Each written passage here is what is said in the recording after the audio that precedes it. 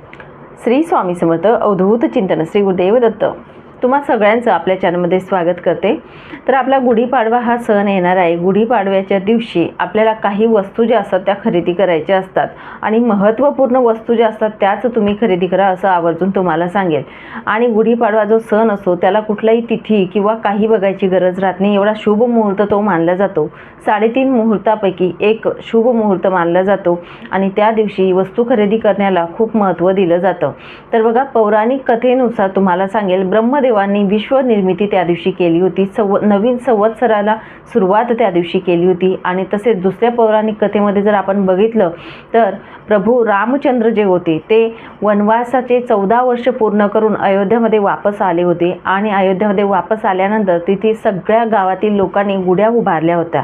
एवढा हा मोठा सण मानला जातो आणि त्या मुहूर्ताला, त्या दिवसाला एवढं महत्त्व प्राप्त झालेलं आहे की त्या दिवशी आपण जी काही खरेदी करू शकतो त्याने आपल्या घरामध्ये सुख समृद्धी नांदत असते, ऐश्वर्य नांदत असतो, अन्नधान्याचा पुरवठा नेहमी राहत असतो, माता लक्ष्मी या प्रसन्न राहत असतात। म्हणून आपल्याला काही वस्तू ज्या असतात, महत्त्वाच्या वस्तू ज्या असतात त्या खरेदी करायच्या असतात। बरेच लोक काय करतात, एवढ्या वस्तू खरेदी करतात आपल्या देवघरामध्ये ठेवायला देखील जागा राहत नाही। आपण बरेचसे व्हिडिओ बघत असतो, गुगलला सर्च करत असतो आणि त्या पद्धतीने आपण करत असतो। अवश्य तुम्ही बघा, वस्तू घेऊ शकतात, मी काही म्हणणार नाही की घेऊ नका। ज्या वस्तू आपल्या घरात नाहीत तर त्या अवश्य घ्या। फक्त वस्तू खरेदी केल्यानंतर, आपण देवघरात ठेवल्यानंतर त्या देवघरातील वस्तूंची आपल्याकडून उपासना, आराधना, पूजा व्हायला पाहिजे एवढं मात्र लक्षात ठेवावं, तरच आपण वस्तू घ्याव्या, अन्यथा घेऊ नका। वेळोवेळी त्या वस्तूंचं आपण सिद्ध करणे किंवा मंत्र स्तोत्र म्हणून पूजा करणे खूप आवश्यक असतं। अवश्य तुम्ही देवघरातल्या वस्तूसुद्धा खरेदी करू शकतात, पण या वस्तूंच्या व्यतिरिक्त आपण कोणत्या वस्तू आपण खरेदी करायला हव्यात त्या आपण अगोदर जाणून घेऊ। तर बघा, तुम्हाला सांगेल, आपण त्या दिवशी नवीन वर्षाची सुरुवात जी आहे 19 तारखेला होणार आहे। 19 तारखेला गुढीपाडवा हा सण आपला येणार आहे। तर 19 तारखेच्या दिवशी तुम्हाला सांगेल, प्रथम आपल्या देवघरामध्ये ठेवण्यासाठी आपल्याला कोणती आवश्यक गोष्ट असते आणि ती म्हणजेच काय, तर आपल्या कुलस्वामिनीचा फोटो, कुलस्वामिनीचा टाक, कुलस्वामिनीची मूर्ती किंवा कुलदेवांची मूर्ती किंवा फोटो जे असतात या पद्धतीने महत्त्वाचे असतात। तुमच्या घरात जर बघा कुलदेवीचा टाक जो असतो, फोटो असेल, टाक असेल किंवा मूर्ती काहीही नसेल तर तुमच्या घरात तुम्ही कितीही पूजा पाठ करा, कितीही देवधर्म करा, काही उपयोग होणार नाही। जोपर्यंत आपल्या कुलस्वामिनीचा कृपा आशीर्वाद आपल्या पाठीशी राहत नाही तोपर्यंत आपल्याला म्हणजे काहीच प्राप्त होणार नाही, हे लक्षात घ्या। म्हणून आपल्यावरती कुलस्वामीचा कृपा आशीर्वाद राहण्यासाठी निदान आपल्या घरात फोटो तरी असावा, या तिघींपैकी एक तरी असावं। आणि चैत्र महिन्याची चैत्र नवरात्र त्या दिवशी सुरुवात होत असते, म्हणून आपण चैत्र नवरात्री प्रारंभ होणार आहे म्हणून त्या दिवशी आपण कुलदेवीचा टाक, फोटो किंवा मूर्ती या तिघींपैकी आपण त्या दिवशी खरेदी करू शकतो किंवा कुलदेवांचा टाक किंवा फोटो आपण आपल्या घरामध्ये आणू शकतो। त्याशिवाय आपलं देवघर जे असतं ते अपूर्ण राहत असतं, म्हणून या वस्तू नक्कीच आणा। त्यानंतर दुसरी वस्तू म्हणजेच काय, बघा, आपल्या देवघरामध्ये बाळकृष्ण जे असतात ते अवश्य हवेत। तुमच्या बघा लग्नामध्ये बऱ्याच ठिकाणी असं असतं की बघा, आपल्या आईंकडून आपल्याला बाळकृष्णाची मूर्ती देण्यात येते, तर तुम्हाला जर दिलेली असेल तर ती असेल तर काही हरकत नाही। पण जर तुमच्या देवघरामध्ये बाळकृष्णाची मूर्ती नसेल तर नक्कीच बाळकृष्णाची मूर्ती तुमच्या घरामध्ये स्थापित करा, त्या दिवशी तुम्ही खरेदी करू शकतात। तिसरी वस्तू म्हणजेच बघा, अन्नपूर्णेचा आपल्या घरात कृपा आशीर्वाद हवा असेल, आपल्या घरामध्ये धनधान्याची कमी कधी पडू नये की आपल्या घरात कधीच दारिद्र्य येऊ नये, म्हणून आपल्या घरात अन्नपूर्णा मातेची मूर्ती असणं खूप आवश्यक आहे। आणि त्या दिवशी तुम्ही अन्नपूर्णा मातेची मूर्तीची आपल्या देवघरामध्ये स्थापना करू शकतात। त्याच पद्धतीने तुम्हाला सांगेल, बघा, आपल्या घरामध्ये जे आपण काही उपासना, आराधना करत असतो त्यासाठी किंवा अध्यात्मामध्ये आपली प्रगती व्हावी किंवा आपलं मन परिवर्तन व्हावं, आपले विचार परिवर्तन व्हावं, यासाठी आपल्याला काही ग्रंथ असतात ते लागत असतात। आता त्या ग्रंथांमध्ये बरेचसे ग्रंथ येत असतात। आता बघा, गुरुचरित्र येतं, श्रीपाद श्री वल्लभांचं चरित्र येतं, ते येतं, गुरुलीलामृत येत असतं, श्री स्वामी चरित्र सारामृत हा ग्रंथ येतो, महाराजांची बखर असते, बरेचसे ग्रंथ आहेत। हे ग्रंथ जे असतात, तुम्ही एक का असेल ना ग्रंथ त्या दिवशी अवश्य खरेदी करा, तरी सुद्धा चालेल। मी म्हणणार नाही सगळ्या वस्तू, या ज्या वस्तू मी सांगणार आहे त्यापैकी तुम्हाला जे आवडेल ती एक वस्तू यावर्षी खरेदी करा।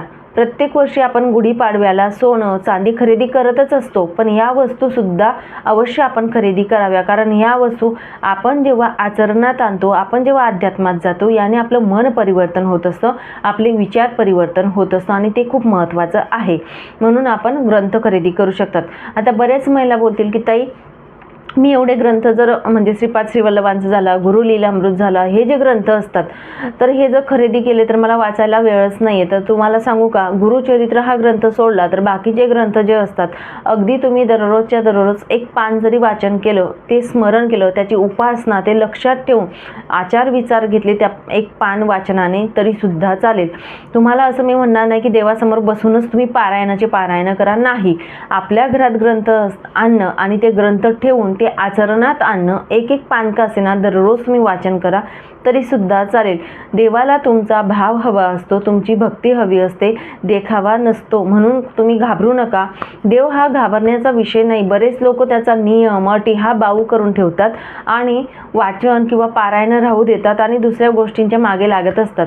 तर या गोष्टी न करता तुम्ही अगदी एक एक पान जरी तुम्ही ग्रंथांचे वाचन केलं तरीसुद्धा चालेल. तर त्या दिवशी तुम्ही असे आवश्यक असे ग्रंथसुद्धा आपल्या घरात तुम्ही आणू शकतात. त्यानंतर आपल्याला जप करायचा असतो. तर बघा, बऱ्याच लोकांच्या घरात जपमाळ नसते. प्रत्येक व्यक्तीची ही जपमाळ वेगवेगळी हवी, तर तुम्ही जपमाळ सुद्धा त्या दिवशी खरेदी करू शकतात. आपल्या घरात जपमाळ आणू शकतात. आणि सगळ्यात महत्त्वाचं म्हणजे काय, आपल्या पूजेमध्ये जे काही सामान लागत असतं ते म्हणजेच काय, हळद आणि कुंकू. हळद आणि कुंकू जे असतं ते त्या दिवशी आपण खरेदी करू शकतो. ते शुभ मानलं जातं आणि अवश्य तुम्ही आणू शकता. चैत्र नवरात्र चालू होणार आहे, तर चैत्र नवरात्रीमध्ये आपण त्या नव्या कुंकवाने कुलस्वामिनीला कुंकुमार्चनसुद्धा करू शकतात.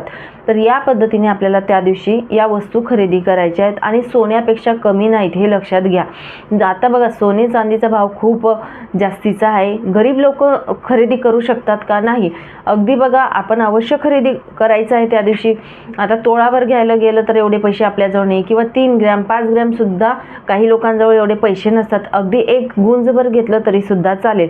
अशी मान्यता आहे की 3.5 जे मुहूर्त असतात त्या दिवशी आणि आपलं पुष्य नक्षत्र येत असतं बघा, गुरुपुष्य नक्षत्र येत असतं, त्या दिवशी जर आपण सोने चांदी खरेदी केली तर आपल्याला ते मोडायची वेळ येत नाही, अशी मान्यता आहे. म्हणून आपण एक गुंज का असेना ते खरेदी करू शकतो. पण ह्या ज्या वस्तू मी तुम्हाला सांगत आहे, या वस्तूसुद्धा अगदी तुम्ही त्या दिवशी खरेदी करू शकतात. तुमच्या घरात बघा, देवपूजेचा तांब्या जो असतो, तांब्याचा तांब्या नसेल तो तुम्ही खरेदी करू शकतात. ताम्हणं असतं देवपूजेचं, ते तुम्ही खरेदी करू शकतात. किंवा पळी पेला जो असतो बघा, अभिषेक करण्यासाठी आपल्याला लागतो, तो सुद्धा त्या दिवशी खरेदी करू शकतात. म्हणजे ज्या वस्तू आपल्याला वापरामध्ये लागणार आहेत, त्यांचा उपयोग होणार आहे, पण आपल्या घरात ती वस्तू नाही, तर अशी एक वस्तू आपण त्या दिवशी खरेदी करू शकतो. आणि देवघरातल्या वस्तू जर म्हटलं, बऱ्याच लोकांचं बघा, श्रीयंत्र, कुबेर यंत्र, ह्या ज्या गोष्टी असतात आपल्या देवघरामध्ये, किंवा गजलक्ष्मी झाली, कासव झाली, ह्या गोष्टी अवश्य तुम्ही खरेदी करू शकतात. काही हरकत नाही. फक्त एवढंच तुम्हाला सांगेल, देवघरामध्ये वस्तू ठेवतो, फक्त ठेवून द्यायच्या नाहीत, तर त्यांची वारंवार पूजा होणं, उपासना होणं, आराधना होणं खूप महत्त्वाचं आहे. त्या वस्तूंची तुमच्याकडून पूजा होत असेल तर अवश्य तुम्ही ते खरेदी करू शकतात. श्रीयंत्र, कुबेर यंत्र जे असतं त्यांचा अभिषेक वारंवार जे वार ठरलेले असतात, मंगळवार झाला, गुरुवार झाला, या दिवशी पूजा करणं खूप महत्त्वाचं असतं. तेव्हा त्याचे इफेक्ट आपल्याला आपल्या घरामध्ये बघायला मिळत असतात.